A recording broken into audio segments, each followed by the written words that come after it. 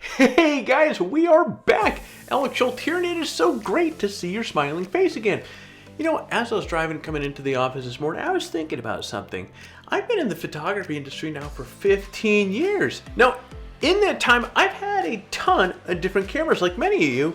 Looking at that list, there's a lot of cameras that I've absolutely loved. And there's a couple that I was thinking like, what in the world was I thinking? Now, I've been fortunate enough to have some pretty good camera history without making too many mistakes. But I know buying a camera can be confusing, especially if it's being your first time buying a camera. With that in mind, I want to share my list of the top 11 most common mistakes people make when buying a camera. If you hang around to the end of this video, you're going to learn exactly what not to do so you don't end up with full of regret the morning after you make the purchase. So, pull up a seat and let's go.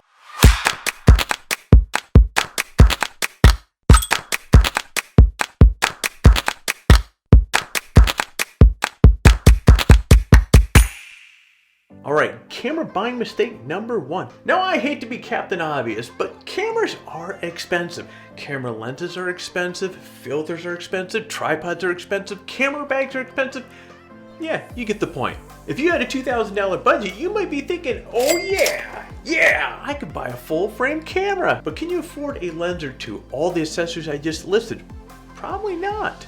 All too often, people grossly underestimate how much bang they can get for their buck when shopping for a camera. That's why I'm such a huge advocate of buying used gear, which relates to the next mistake. Camera buying mistake number 2, not considering buying used gear. Guys, why not get something in good or like new condition and save yourself a little green stuff? There's no better way to extend your budget of yours than to by investing into used gear. Now, I suppose finding smoking deals on Black Friday will help too, which actually at the time of this recording is about a week away. So keep your eyes peeled for big sales and used inventory because it can mean you can save a whole lot more of your money. In fact, you might find that buying a used camera frees up enough budget to get a lens or two to go along with it. Maybe you can invest in better lenses like getting a nice fast prime lens to go along with the kit lens that you got with your camera. The point is you can wipe down a used camera and get rid of all the cooties the previous owner left behind.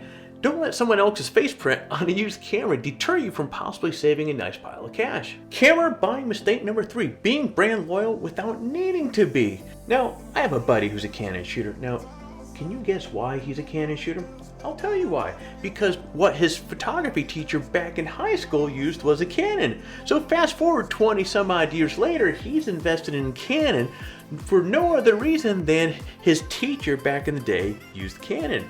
Now, don't get me wrong, Canon is a great company and they have some incredibly awesome cameras and some lenses, but don't get sucked into a brand ecosystem because that's what someone you know uses. Instead, find what camera company makes the best camera for your needs, get into a camera store, test out a few, and then, guys, decide if you'll be a Canon, Nikon, Sony, or what other brand that you feel like using. If you're a beginner and you don't already have a bunch of lenses, guys, there's no reason you need to be loyal to any brand whatsoever. Camera buying mistake number 4, forgetting about all those accessories. Now, I mentioned earlier that it's easy to get lost in budget and buy an expensive camera, only to realize you don't have much or any money left to buy all the accessories.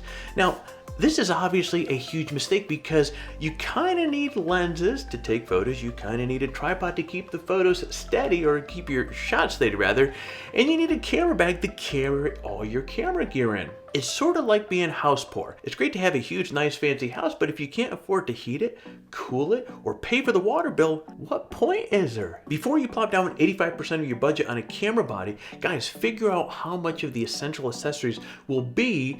That way, you'll be sure to get a complete camera package. Camera buying mistake number 5, getting bad advice. Sure, Mitch from work has a nice camera and seems like he knows what he's talking about, but does Mitch actually know what he's talking about when it comes to buying a camera? One of the biggest mistakes you can make is listening to somebody that is well-intentioned, but just doesn't have the expertise to back up what they're recommending.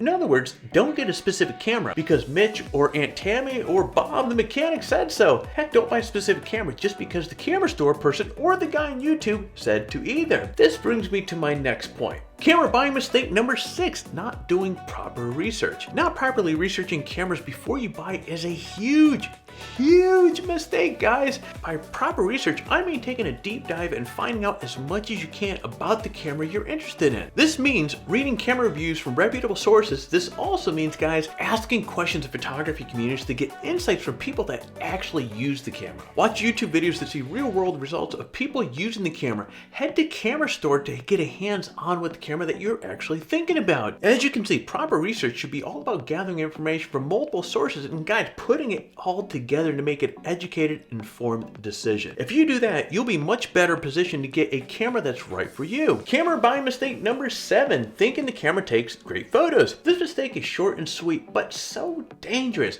You guys, it's not the camera that takes a good photo, it's you. A professional photographer can take killer photos with the cheapest DSLR on this planet. On the same time, a new photographer with a high-end camera can take epically horrible shots.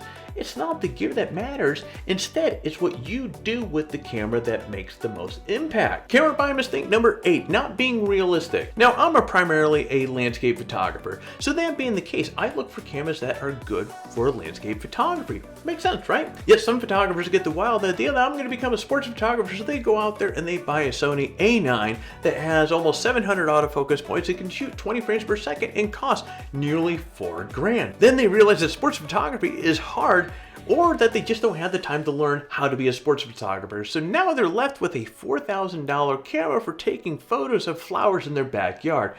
Don't be that guy who buys the camera for his dreams and not for his reality. If you're a beginner, you don't need a $4,000 camera. Heck, guys, even if you're an enthusiast, you very likely don't need a $4,000 camera either. Buy a camera that fits your needs and that allows you to grow as a photographer in the years to come.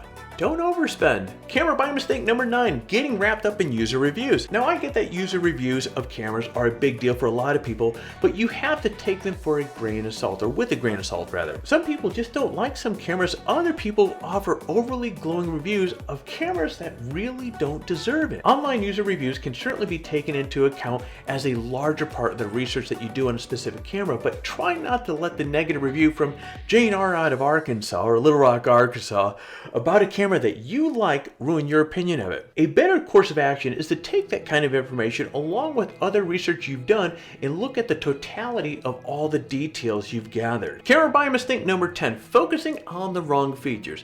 Now, cameras have so many functions and features, it can be hard to know which ones are important and which ones aren't that important. But you have to find a way to cut through all that noise and focus on the features that matter most for the type of photographer you want to be, rather than spending your energy analyzing the features that really don't matter.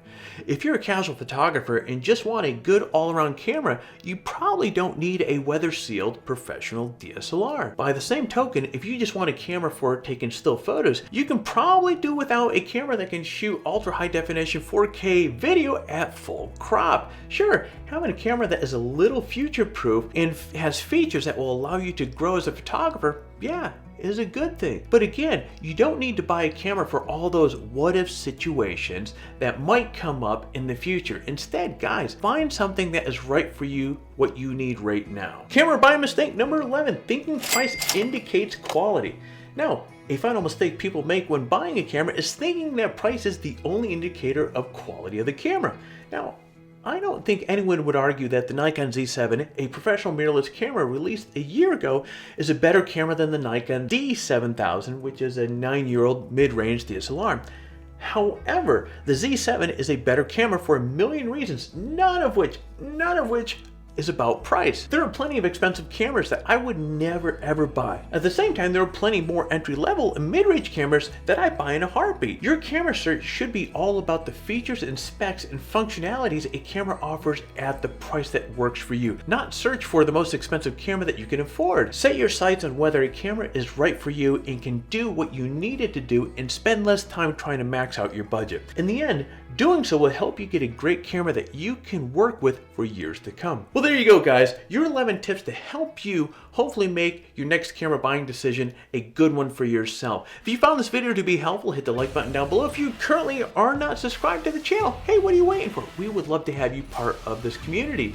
And last but not least, smash the hell out of that bell down below to be notified as we come out with new videos. So with that said, my friend, you get out there and take your best shot.